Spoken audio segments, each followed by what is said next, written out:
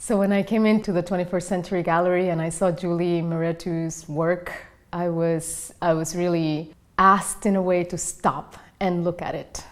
Her work is very imposing almost, right? It demands your attention. So it seemed an almost logical response to me to engage with it through what I know, which is the work of my body.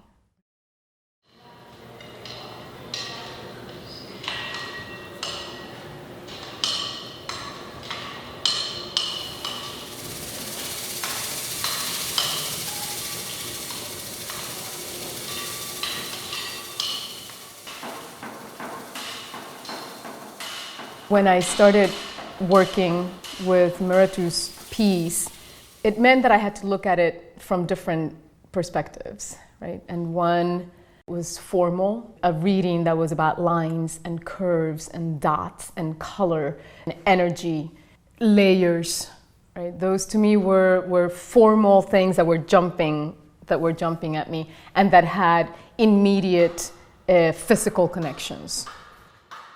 And then there was another layer that became more conceptual when I started reading more about her work.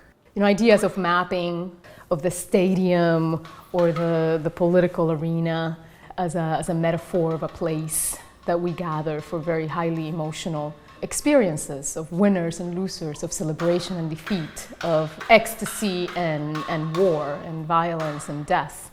And this sort of tornado that is implied.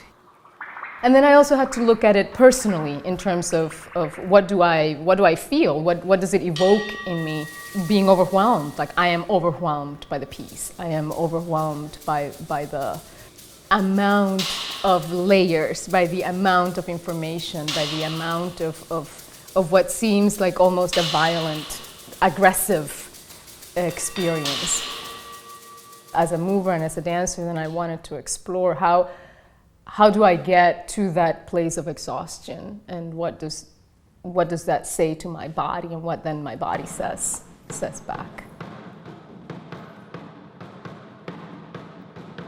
So how does the experience of the body, without telling a literal story or a literal narrative, can carry something that speaks of the times that we are living in, which are clearly very difficult and challenging and important times, right?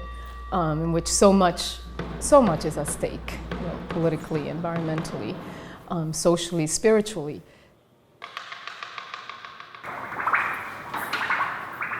The collaboration with Héctor Coco Barez, who's a Puerto Rican percussionist, has been very, very important. We came together to study the painting several times. You know, we began with what we saw and naming.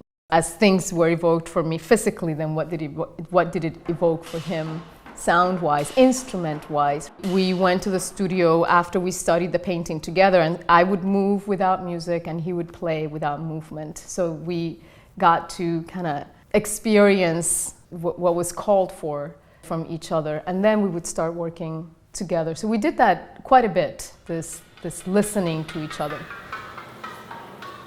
The idea of improvisation, I mean, it's not anything goes, right? So there is a methodology that takes place in that improvisation of how you build the materials, if you will, that you're going to be working with, that allow you to respond in the moment.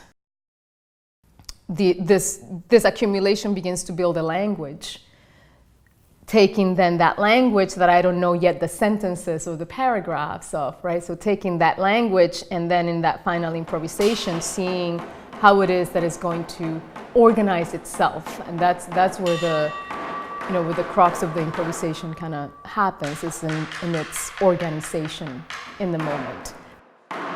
And I don't necessarily even know yet now, you know, it's something that I have to digest.